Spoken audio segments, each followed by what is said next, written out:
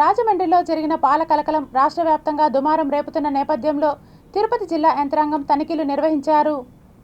ఆంధ్రప్రదేశ్ రాష్ట్రంలో రాజమండ్రిలో కల్తీ పాలు తాగి 2 పిల్లలు అస్వస్థకు గురై ప్రాణాలు కోల్పోయిన పరిస్థితి నెలకొన్న విషయం అందరికీ విదితమే. తిరుపతి జిల్లా యంత్రాంగం ప్రత్యేక చొరవ తీసుకొని జిల్లా వ్యాప్తంగా ఉన్న అన్ని ప్రైవేట్ పాల కేంద్రాలను ఆరోగ్య శాఖ అధికారులచే తనిఖీలు నిర్వహించి పరీక్షలు చేశారు. ఈ సందర్భంగా జిల్లా food safety officer Madhuleti, consumer విభాగం సభ్యులు రాజారెడ్డి తనిఖీలలో భాగంగా మీడియాతో మాట్లాడుతూ కాదేది కల్తీకి అనర్హం అన్న చందంగా తయారైంది. ప్రస్తుతం చిన్నపిల్లలు, పసికందులు తాగే పాలలో కల్తీ చేయటం అత్యంత బాధాకరమని, అటువంటి చర్యలకు ఎవరు పాల్పడినా వారిపైన శాఖాపరమైన చర్యలు తీసుకుంటామని హెచ్చరించారు.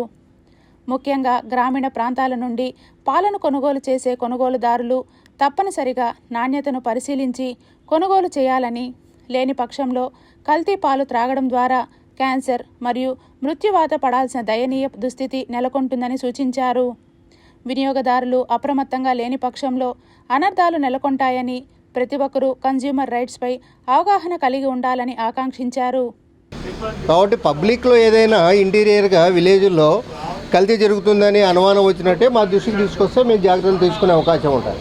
ఎందుకంటే మన కాడికి విలేజ్లోనే తెలిసిపోతారు ఎవరు వ్యాపారాలు చేస్తున్నారో ఏం చేస్తున్నారు అనేది, అక్కడే ఈజీగా ట్రేస్ అవుట్ కావచ్చు. అటువంటి ఇంటీరియర్ విలేజ్లో కూడా ఇన్ఫర్మేషన్ ఏదైనా ఉంటే కూడా మాకు మా నంబర్కి మా దృష్టికి తీసుకొస్తే మేము అక్కడ కూడా రీడింగ్ చేసి ఈ వచ్చే రిజల్ట్ పైన ఏదన్నా వీలైతే సబ్స్టాండర్డా దానికి ఏదైనా అన్సేఫ్ అని క్వాలిటీ రిపోర్టు బట్టి ల్యాబ్ రిపోర్టు బట్టి వీళ్ళకు ఫైన్ ఇంపోజ్ చేయడం ఉంటుంది. సబ్స్టాండర్డ్ అయితే జాయింట్ కలెక్టర్ గారి కోర్టుకు పెడుతుంది, అన్సేఫ్ అయితే కోర్టుకు పోతుంది. కాబట్టి ప్రతి ఒక్కరూ వ్యాపారస్తులు కానీ పబ్లిక్ కానీ ఈ కలెక్షన్ బాయ్స్ కానీ ఈ ఆశకు ఈ పొద్దు రేపు ఏమైంది ఆశకు పడిపోయి 100 లీటర్లకు ఇంకోలు 100 లీటర్లు యాడ్ చేయడం, అదంతా చాలా ప్రజలతో ఆరోగ్యంతో ఆడుకున్నట్లుంటుంది. అటువంటి చర్యలకి ఎవరు పాడినా ఇప్పుడు శిక్ష చాలా సీరియస్గా ఉంటుంది. తర్వాత ఫుడ్ లైసెన్స్ లేకపోతే కూడా 3 lakhs వరకు ఫైన్ ఇంపోజ్ చేయాల్సి ఉంటుంది. ఏ రకంగా లైసెన్స్ లేకుంటే ఈ లైసెన్స్ ఉంటే మాకు ఇన్ఫర్మేషన్ ఎక్కడుంది ఈ పాల కేంద్రం అని. లైసెన్స్ లేనప్పుడు ట్రేస్ అవుట్ కాదు, ఖచ్చితంగా అందరూ ఫుడ్ లైసెన్స్ అప్లై చేయాల్సిందే. ప్రతి ఒక్కరు జాగ్రత్తలు తీసుకోవాల్సిందే. ప్రతి ఒక్కరు కూడా ఈ ఫ్రిడ్జ్లు కూడా లీక్ కాకుండా కంటైనర్లలో స్టీల్ బేసిన్లలో పెట్టుకొని పాలు వ్యాపారం చేసుకోవాలి. ఎంత జాగ్రత్తగా తీసుకుంటే ఎంత మంచిది. నెగ్లెక్ట్ చేసినంత ప్రజలతో ప్రాణాలతో ఆడుకున్నట్లే. ఈ రోజున గుంటూరు నుంచి ఇక్కడికి రావడం జరిగింది.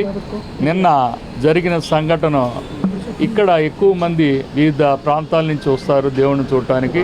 అందుకని ఇక్కడ పాలతో పాటు ఈ టీ పొడి కూడా కల్తీయే.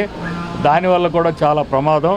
మార్నింగ్ నేను ఒక చోట టీ తాగితే తల తిరిగినట్టు కూడా అయింది. ఆ పొడి కూడా వాళ్ళు కలర్ వేసిన పొడి వాడుతున్నారు. ఇక్కడ కూడా అయోడిన్ టెస్ట్ ఒకటి, యూరియా, మళ్ళీ వీటి టెస్టులు 2-3 లాక్టోమీటరు ఇట్టా 3-4 టెస్టులు చేయటం జరిగింది. దానిలో ప్రధానంగా లాక్టోమీటర్ పెడితే నీళ్లు ఉందా లేదని మాత్రమే తెలుస్తుంది. ఆ సాంద్రత అయితే పెద్దగా కొద్దిగా కనబడతా ఉంది.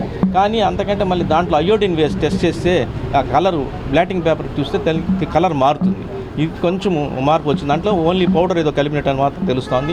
ఇది చాలా ప్రమాదం. కొన్ని చోట్ల కాస్టిక్ సోడా కలుపుతున్నారు, తర్వాత స్టార్చ్ పౌడర్ కలుపుతున్నారు, తర్వాత పామ్ ఆయిల్ కలుపుతున్నారు. పామ్ ఆయిల్ కలిపి ఆర్టిఫిషియల్గా కూడా కొన్ని తయారు చేసి దీంతో పాటు కలిపి అమ్మేటటువంటి ప్రజలు లూజ్గా అమ్ముతారు. ఎందుకంటే ప్రజలకి ఏమంటే లూజ్గా అమ్మితే స్వచ్ఛమైనటువంటి ఆలోచనతో ఉంది. కానీ ఇది అంతా ఒక మన భ్రమ.